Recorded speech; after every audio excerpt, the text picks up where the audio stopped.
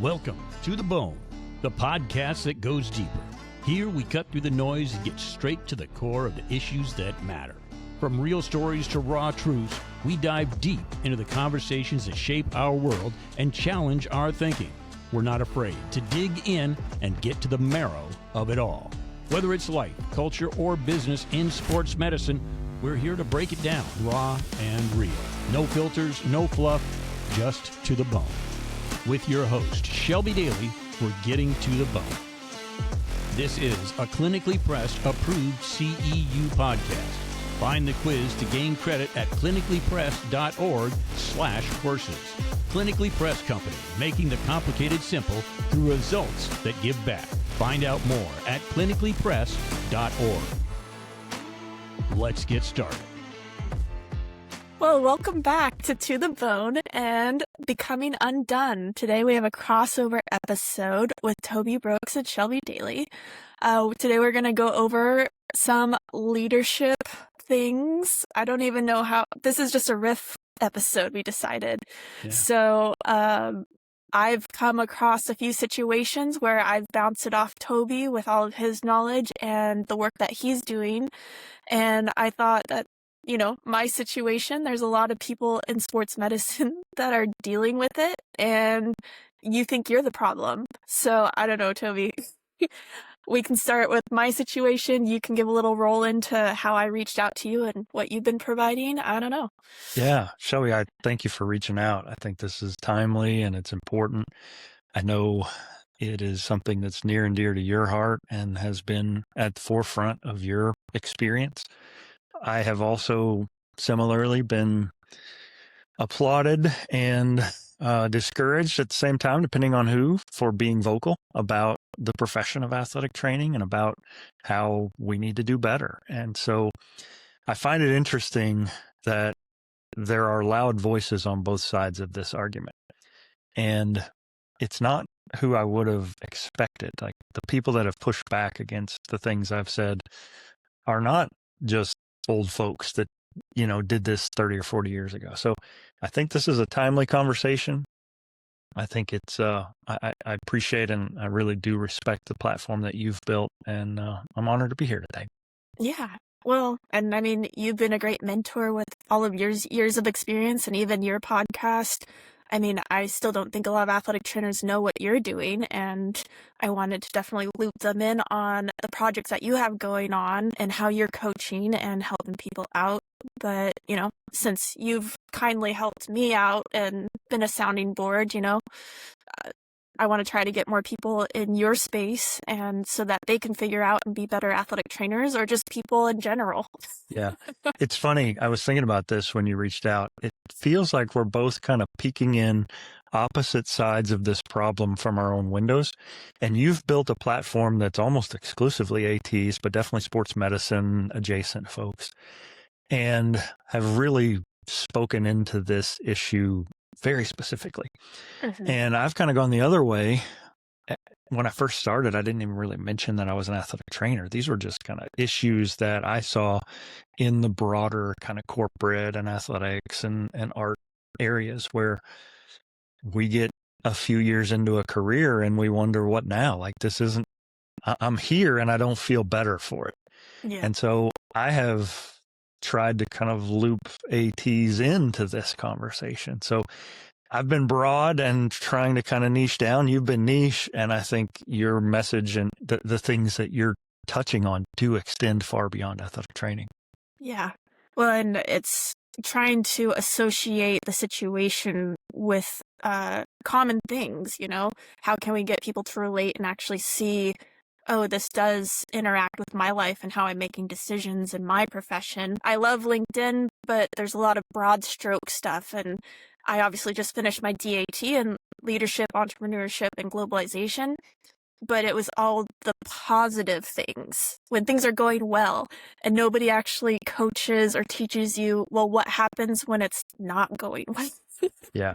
How do you actually have a case study of this person's non-compliant, they're not doing what you're doing, there's pushback on how you're presenting ideas? I know I had approached you with the situations I keep encountering is I feel like I'm meeting people halfway, but I don't think people are meeting me halfway. And I guess I'm always kind of in that extrovert category of all these disc tests and all these other measurables.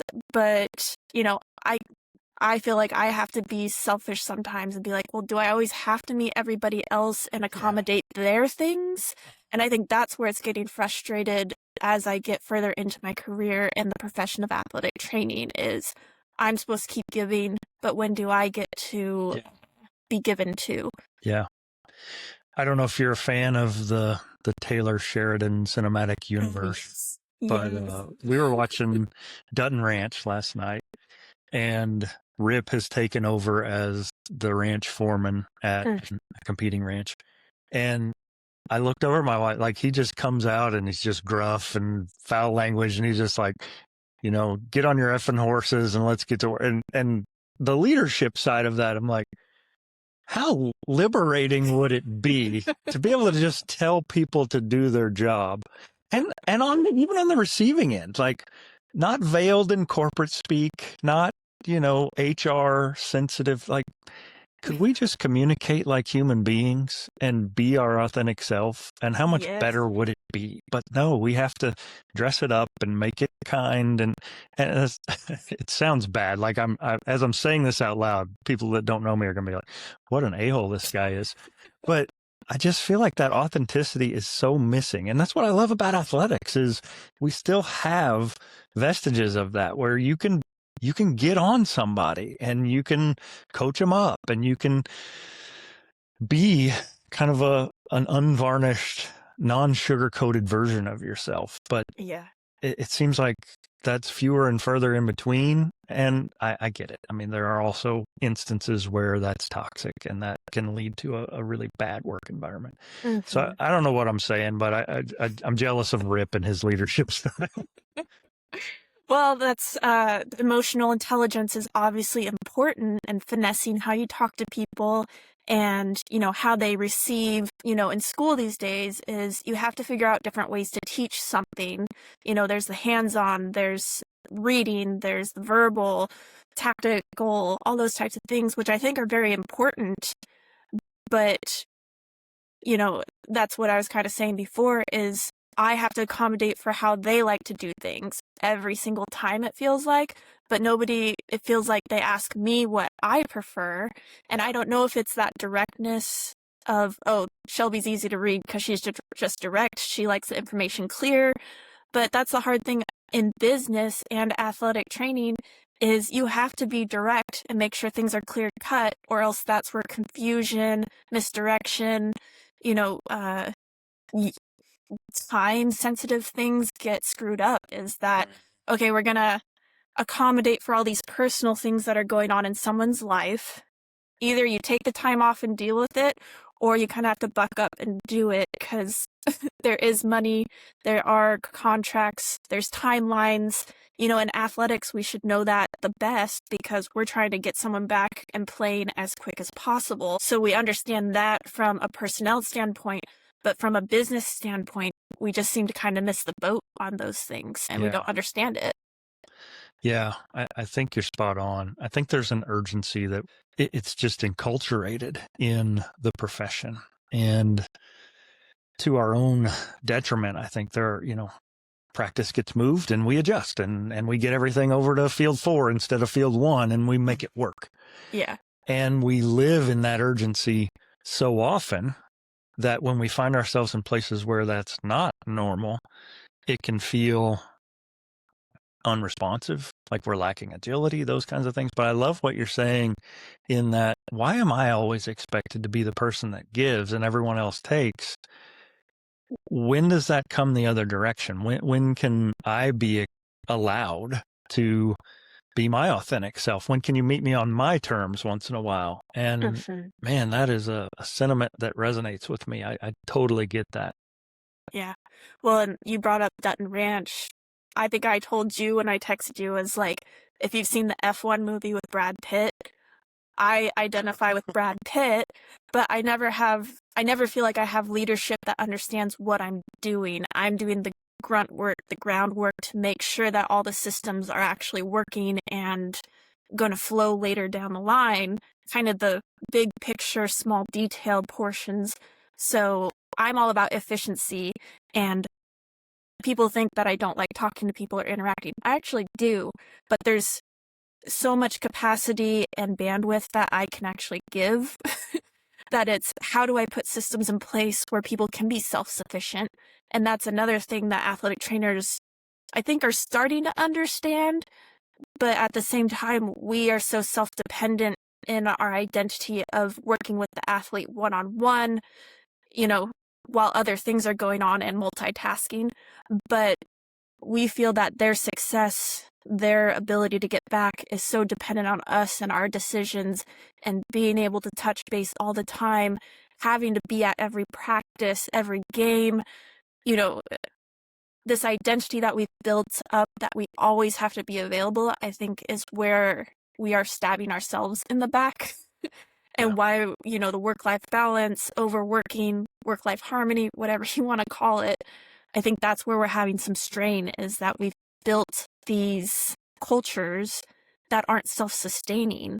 I don't think that most doctors or physical therapists are on call 24/7, and they don't need to be, obviously with insurance, they are paying for attention, so it is one-on-one, but I don't think that we've stepped back far enough to show that we can make our athletes or patients capable of dealing with their program, and I can do other stuff, or, the practices that the weightlifting sessions. I don't think somebody's really going to injure themselves. I think we're just so anxious and anxiety ridden that we're burnt out, that we think there's going to be an injury at any weird time. We're not prepping our staff to be able to deal with it. Staff as in coaches or strength and conditioning, giving them resources to be self-sufficient. So that's kind of where my mind goes. But yeah. I think if I'm really honest about this, and I've thought a lot about this since you texted me and we've had some of these conversations, early in my career, I think even within my own heart, there were times when I stood on a sideline and wondered, what can I really do here? If no one gets seriously injured, what's my role? If I'm just standing at practice and no one's out and I'm just watching and no one gets hurt, did it matter if I was here? The sales side of things, I want every coach and every athletic director and every school board administrator, all those people, I want them to realize that having sports without an AT present is asking for trouble. But within my own self, as long as nothing serious happens, I could get away with not being there. There's just one of me, and if there are 4 athletic events, I can't be in 4 places at one time. I was at a junior college one time where there was even a rank order list of priorities where if there were concurrent events, this was where I was expected to be. And, depending on who was playing or what was going on, then I would consult the list so that they would know where I would be at any given time.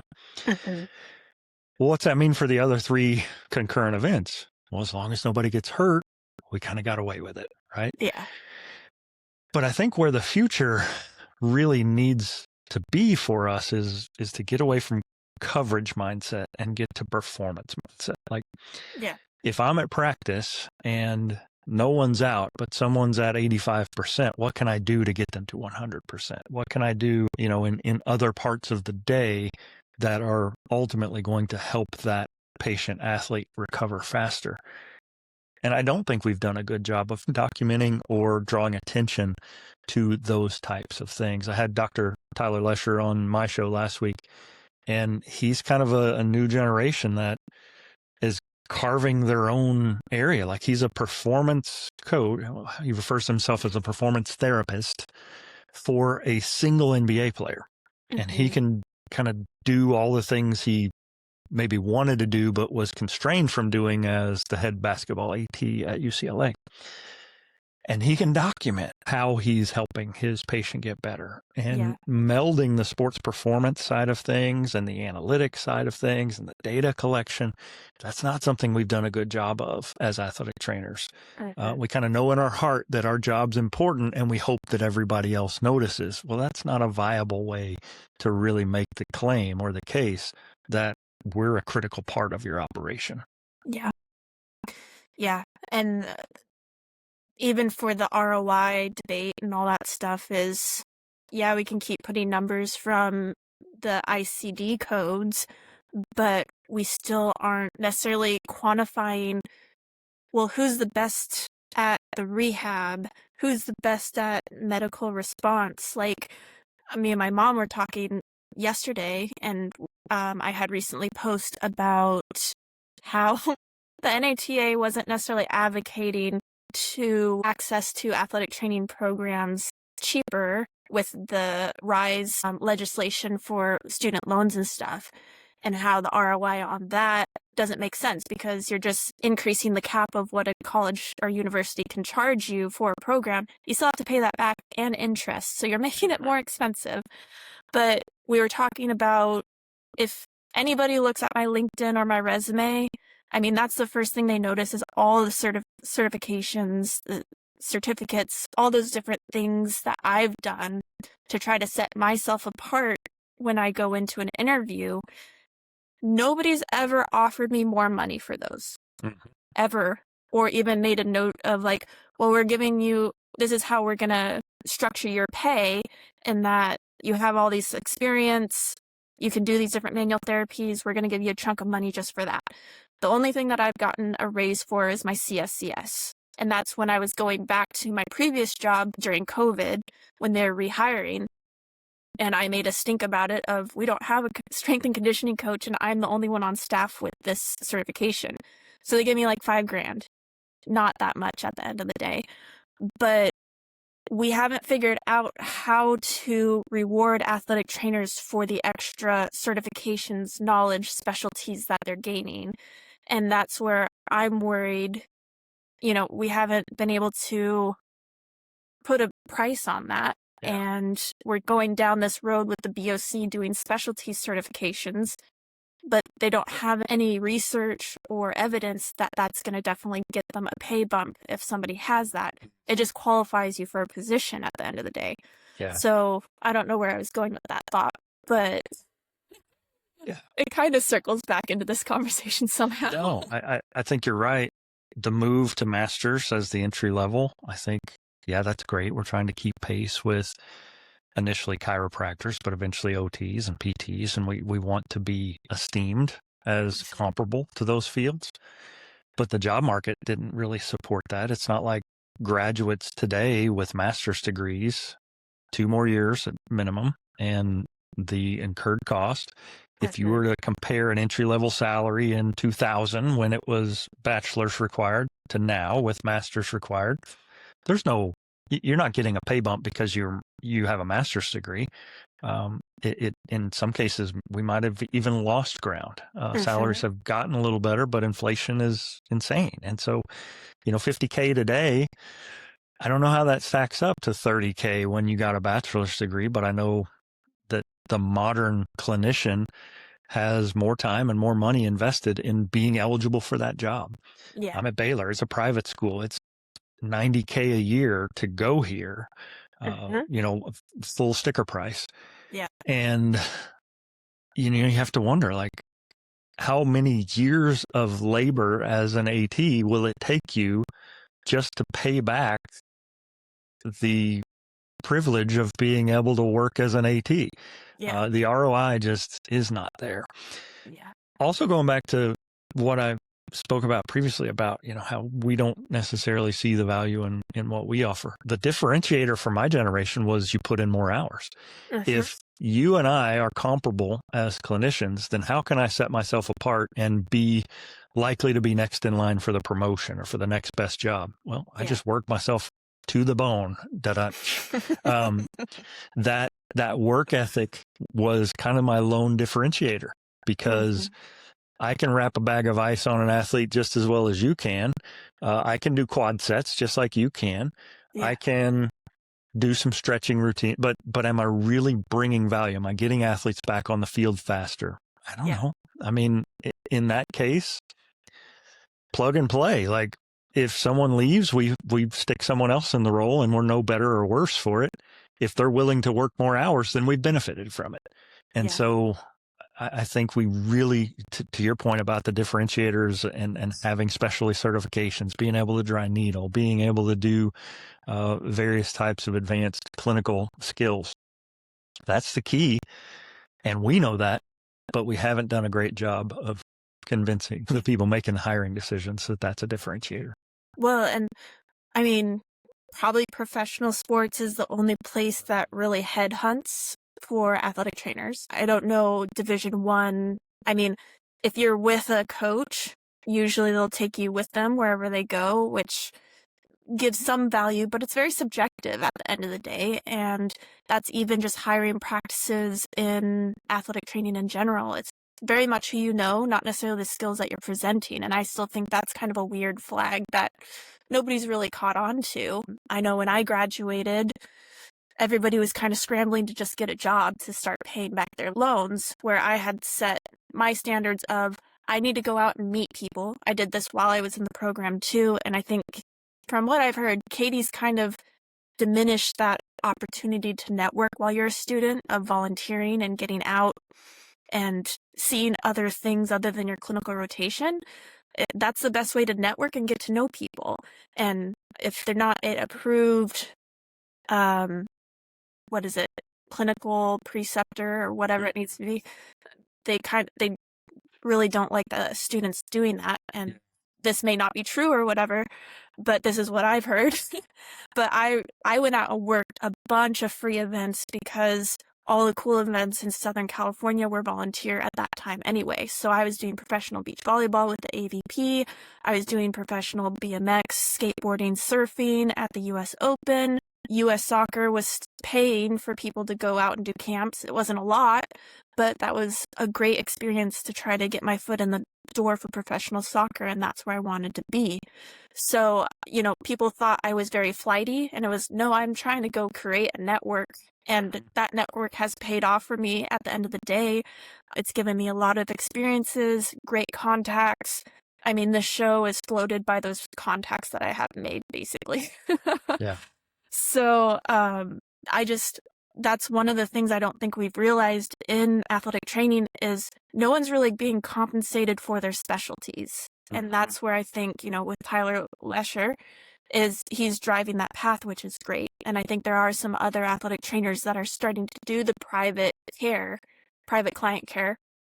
And that's how we're going to start defining athletic training is, I'm more on the strength and conditioning side, but, I have the medical background to back it, or I'm more doing manual therapy, nutrition, performance, whatever it may be. And I think that's where I think the BOC is trying to achieve with the specialty certifications. But at the same time, that's where I have a hard time with our professional organizations. They keep creating stuff, but they're not getting those background things to support it at the same time. Yeah. To your point about Katie and accredited programs, when I was program director and then also for a while as a clin ed coordinator, my contention was always, it's a free country. If a student wants to go out, especially during the summer, they're not bound to be on campus. They don't have classes. I mean, that's what I did. I interned with the Raiders. I interned with USA Baseball. There were, you sought those things out. The institution didn't have anything to do with that. That was me making a relationship with an AT that I respected at a place that I aspired to be. And you can't stop me. What Katie has attempted to do, and I get it, like there's a legal exposure potentially there. If there's no documented contractual reason why random Toby student can show up at the Las Vegas Raiders practice, there's a liability there. Yeah. But the downside of that is, well, now we've got lawyers involved, university counsel, there's an agreement. At my previous institution, I think our contracts were 9 or 10 pages to get the site. And then the preceptor had to do preceptor training, and they had to consent to our documentation procedure. Like, to get a student an experience went from being something I'm willing to do. If I'm in that position, I'll give you an example. We had an AT who was in the Los Angeles Anaheim Angels organization, and he was willing to have a student. But because of the Katie restrictions, we literally had a student on a plane getting ready to go, and we were still struggling with the legality. The contract wasn't signed. Yeah. And it ultimately went through. But if it hadn't, that student would have been out the cost of the airfare, the disappointment of thinking I'm going to work in pro baseball for spring training, and now I'm not. And all we've done is impose this burden on a clinician who was out of the kindness of their heart offering a learning experience for a student. And that's what's lost in this is, I get it. There needs to be protection and the legality side of things, both for the program and for the student and for the clinical site. But man, I think it's closed a lot of doors. We have sites that took students for years that they don't want to mess with it, so they don't take. And when I say we, this is at a previous institution. So what are you going to do? Like we've closed opportunities for students to get exposure to those types of settings. Yeah. Well, and that's when I worked jiu-jitsu with Dr. Ethan Kreisworth. It was event coverage. So it was the per diem space that we were really doing. But the next best thing for combat experience was probably wrestling. And wrestling still does not get as many touch points as jiu-jitsu. Jiu-jitsu, a weekend is worth as much as a whole clinical rotation at the end of the day for emergency care. You got blood runs, you got quick evaluations, you have to make a return to play decision, concussions, chokeouts, fractures, you get it all in probably a 2 to 3 days, which you probably don't get in many clinical rotations. So I was always a big advocate of let's get the students in here, if they're comfortable enough. You have an athletic trainer with you, a certified, but, it just, all the touch points in a 12-hour span was amazing. And I don't think a lot of programs took advantage of that. And it was a great networking opportunity because it was per diem. It was a random shift of athletic trainers every day or every shift, whatever it was broken up to. So, we had people that were working U.S. soccer or national teams. We had professional sports athletic trainers coming through. We had UCLA athletic trainers coming through. What a great way to get in front of someone and do an informal interview, basically, or elevator speech of what you're trying to do as a student and what other connections they can get you to on what you want to achieve. Yeah. So we've almost shut down that little community of athletic training, of just getting in front of people nonchalantly. Mm-hmm.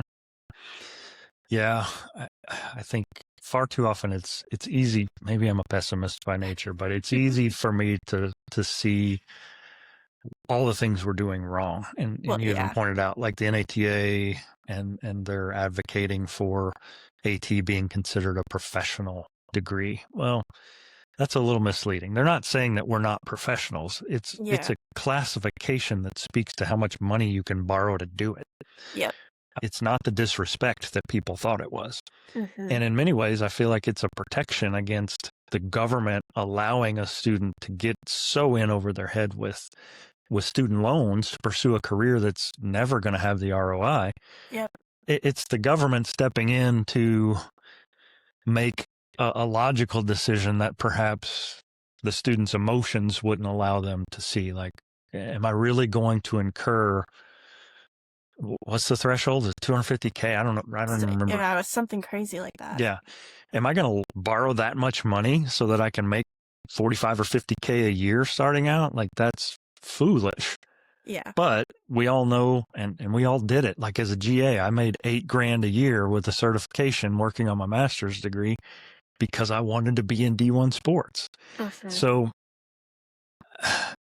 instead of constantly focusing on the negative that bubbles right to the top of my consciousness, I've been trying to be better about, okay, what are some positive ways that I can speak into this? What are some things I could suggest to a young professional that isn't going to just result in them leaving the profession altogether? Because as negative as I may come across about AT sometimes, all the best lessons about my work and my work ethic and my passion for serving other people, those were forged one patient at a time, working as an athletic trainer, and I wouldn't trade it for anything. So there's plenty of growth to be had, even though there are some negatives to it. Yeah. Well, and that's where I hope my platforms don't come off as, I don't know, bitching.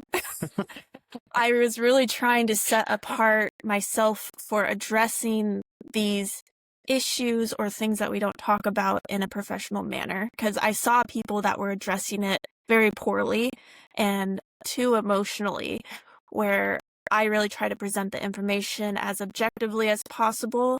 I mean, this last one where I just said this is an advocacy probably came off very rash, but I do think advocacy has been overused in the last few years, especially with the political climate, and I don't think people understand what the meaning of that word is anymore. I mean, I could be an anarchist, I could be an advocate.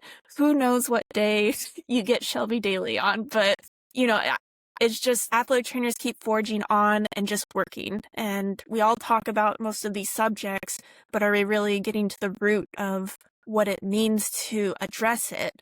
And that's why I just had to bluntly say, this isn't advocacy anymore. Like, what are you trying to do with this project of addressing the rise loan stuff? If you're trying to get more people into the profession, you're just going to get a lot of more pissed off athletic trainers, because at the end of the 2 years, they've taken out how many loans and they're not able to pay it back with the culture of athletic training's compensation.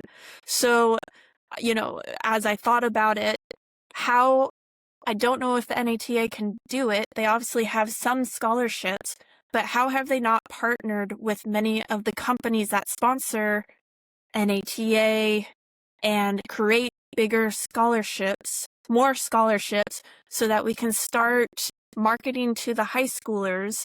You don't have to give it to them, obviously, after they graduate high school, because they have 4 years, but they have the availability to access those scholarships when they actually commit to a program and get through their first semester or whatever.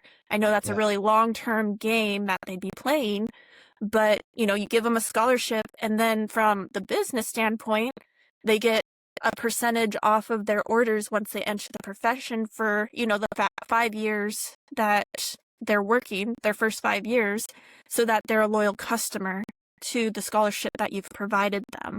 And I don't think we're thinking those long games and big games of how do we make it easier and bring in the companies that are supporting sports medicine to create more drive to push people into the universities or the athletic training programs at the end of the day. Yeah, that's genius. Honestly, I love that idea. As you're talking, I quickly did the math. In my 3 years at Arizona, I worked alongside 18 certified athletic trainers, 18 different certified athletic trainers. All of them had bachelor's degrees, so no master's degrees. This was pre-master's degree. In 2026, one of them is still in clinical practice with a bachelor's degree.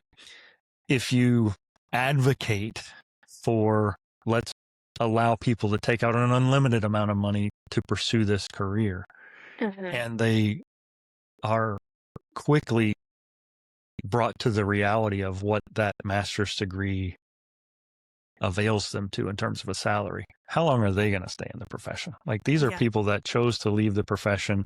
Yeah, the pay was poor, but it wasn't like they were missing student loan payments. It wasn't like they were not able to pay their rent. In 2026, you have to pay for the degree, housing costs, don't even get me started.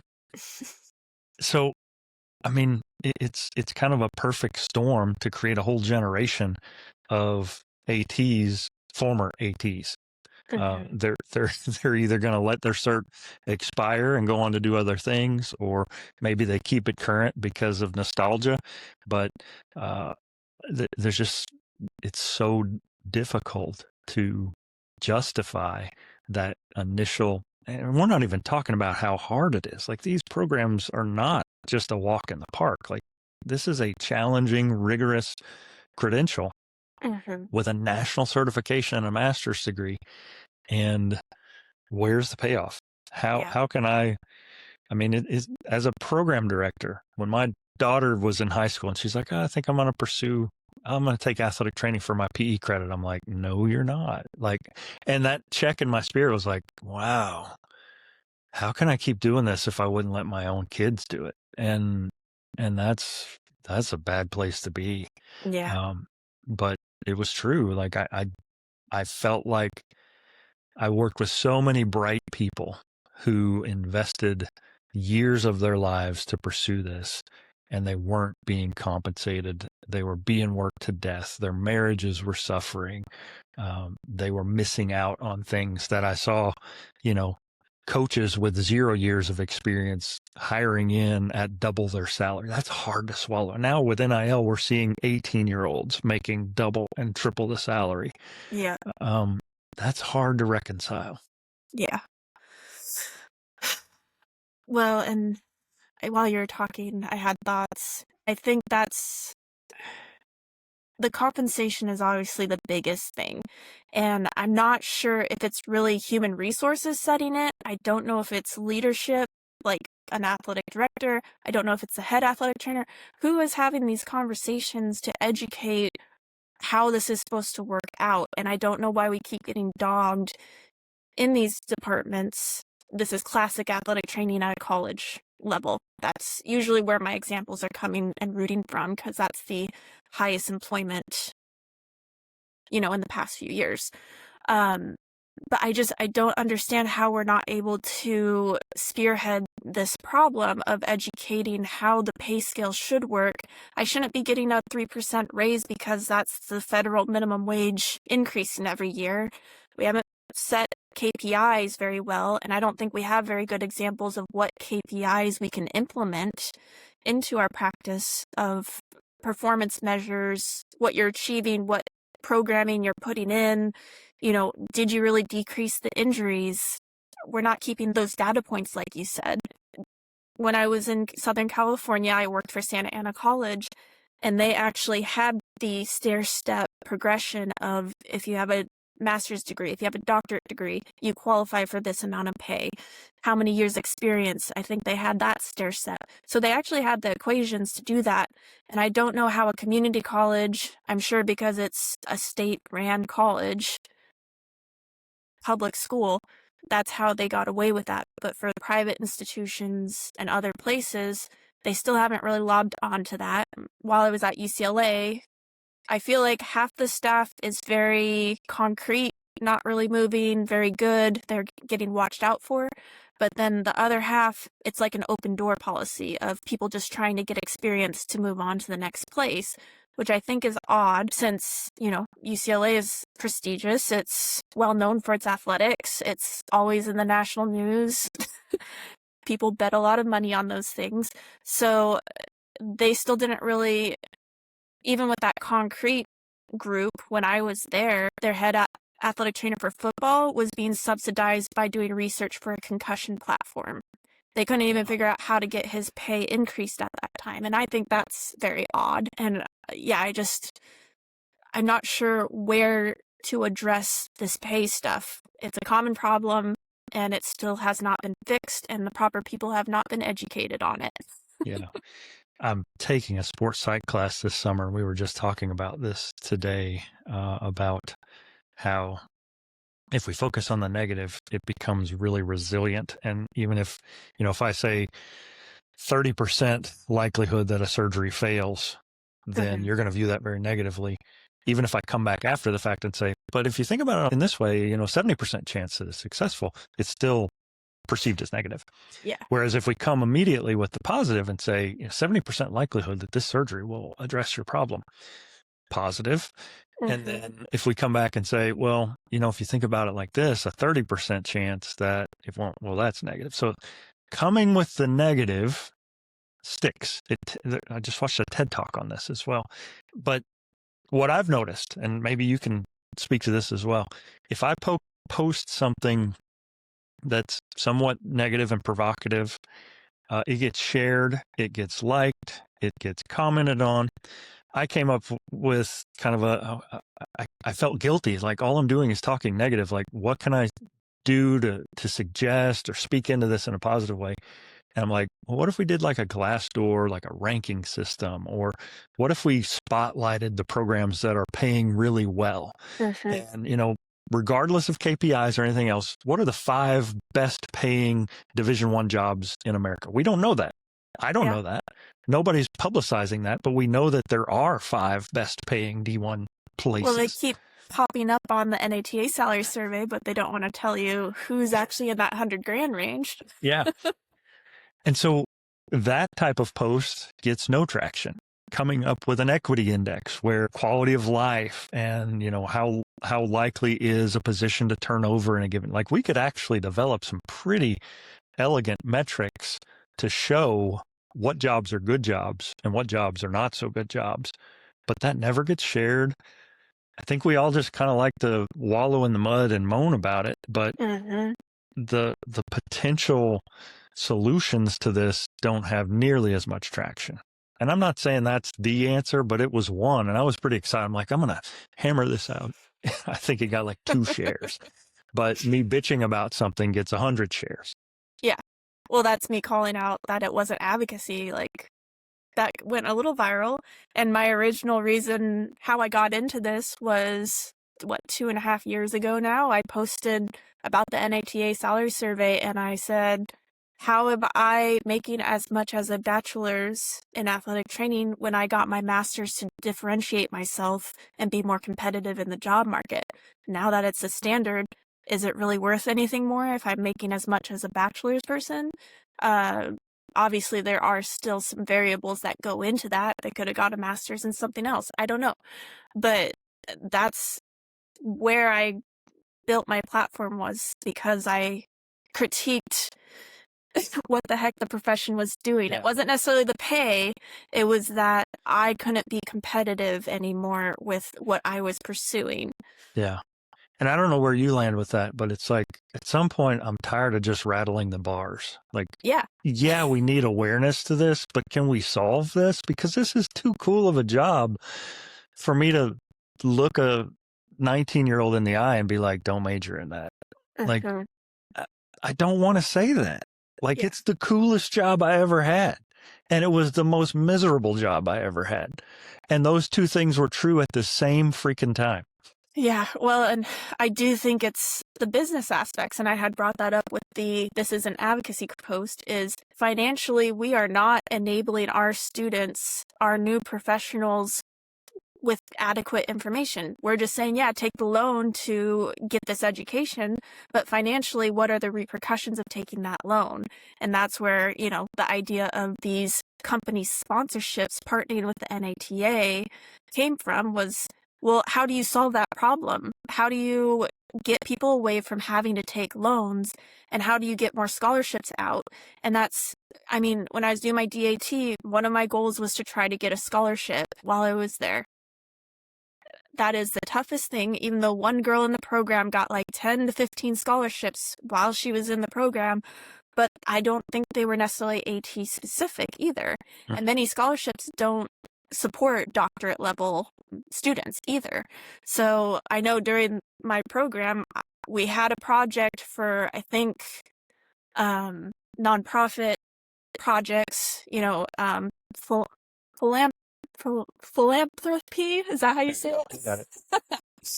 And that was one of the projects. I still haven't figured out how to fund it for To The Bone, was how to push out more athletic training specific scholarships for students and certifieds to be able to go out and do continuing education. Some of these big ticket courses that, a lot of employers don't cover.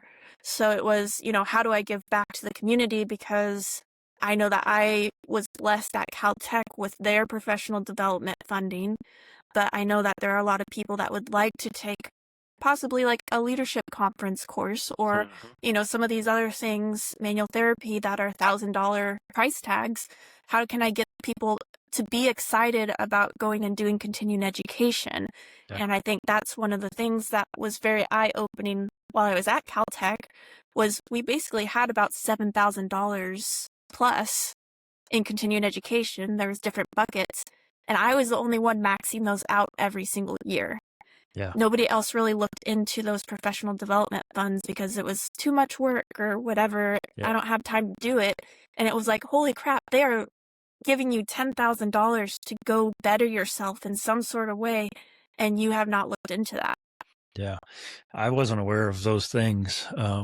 I'm starting in the fall at the University of Florida. They have an online program in applied physiology and kinesiology. And the thing I love about it is it's a sports science. Basically, one of the courses that I'm taking is a prep for the CPSS. There's 4 different courses that are kind of leveraging AI for analytics. And people have asked me, they're like, why are you signing up for, this will be my 4th master's degree? And I'm like, none of this existed when I was working on my first master's degree. Yeah. Why are you not, is kind of the question I want to ask them. And sadly, I mean, this is all out of pocket cash for service, but one class is like $1,500, and that's a big cash outlay. The whole program is 17 grand, something like that. I won't get it done in a year. I'll just kind of chip away at it, but there's no incentive to do that. I won't get a pay raise for doing it. I feel like if sports science would have existed when I was pursuing athletic training, that's probably the direction I would have headed, but I wouldn't change it. Yeah. But that said, if this entire industry has sprouted up within the span of my career and I haven't learned about it, I'm ignorant to it. So I would love, I just assumed that there was no grant or scholarship opportunities for an old like me. So I've just kind of resigned myself to paying out of pocket for it. Yeah. Well, I mean, that's why I got my business entrepreneurial certificate from University of Alaska Anchorage. It was online.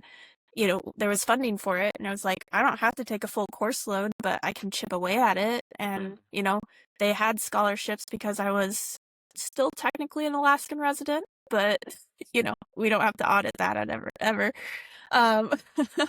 But, you know, it was trying to get the cost down so I could just maximize the experience and what was available to me. And I don't know if we're taking advantage of some of those things that our employers are providing us. You know, we bitch about the compensation, and that's such a small part of what an employer is actually providing you. And I don't think people understand how expensive it is to provide those benefits for you at the end of the day. And not that we're being, I don't know, gracious or expressing gratitude, but I don't think we're smart enough at the end of the day to look at what your whole package is actually offering you and what you can do to decrease costs. I mean, some places pay for your cell phone bill. Are you actually taking advantage of that? I don't know. Yeah. Well, Shelby, I appreciate you reaching out. This is a great conversation. I can always talk shop with you if maybe we should do this more frequently. Maybe we could come up with more positive things so that we could do a little PR resuscitation for both of our respective platforms. Yeah, that would probably be good. But yeah, so, well, thanks for jumping on and talking. You know, I'm sure that we can keep going forever, and we'll have to do another one in a month or so and talk more about. So for my listeners that are new to you, point them in the right direction. To the Bone Sports Medicine podcast on Spotify, Apple Podcast, and YouTube.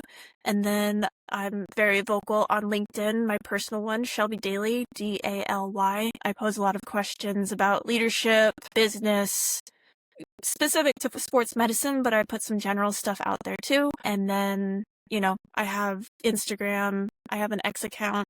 I don't know how that all works, but I have one of those too. And I have Facebook. I'm trying to do a better job of putting my blogs out, which are all homed at www.tothebonepodcast.com. And then Toby, back at you if somebody wanted to look more into your stuff. Yeah, appreciate that. Becoming Undone is on Spotify, Apple, all the major platforms. The website is undonepodcast.com. My personal stuff is all at tobybrooksphd.com, and all my socials are at Dr. Toby Brooks PhD. That's Instagram, LinkedIn, Facebook. Those are the primary. I think I have an X and a TikTok, but I don't really feel like those are places for someone of my age. Exactly. So, well, thank you so much for being on. And I'm thinking we'll post this on both of our platforms. Yeah. So it gets spread out much further.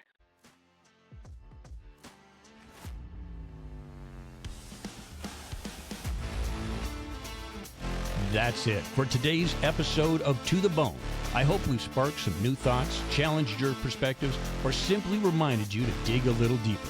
Remember, life isn't just about what's on the surface. Sometimes you've got to cut deeper and get to the bone of what really matters. To the Bone podcast is a product of Daly LLC. It's hosted and produced by Shelby Daly, ATC, and Randy Daly. No clinical decision-making should be based solely on one source. While care is taken to ensure accuracy, factual errors can be present. For more on the show, visit www.tothebonepodcast.com. If you enjoyed this episode, be sure to subscribe, rate, and leave a review. Get involved in the conversation. You can find us at www.tothebonepodcast.com. Drop us topic suggestions or be a potential guest. We're all about connecting with you, our listeners. Until next time, stay curious, stay grounded, and keep cutting deep.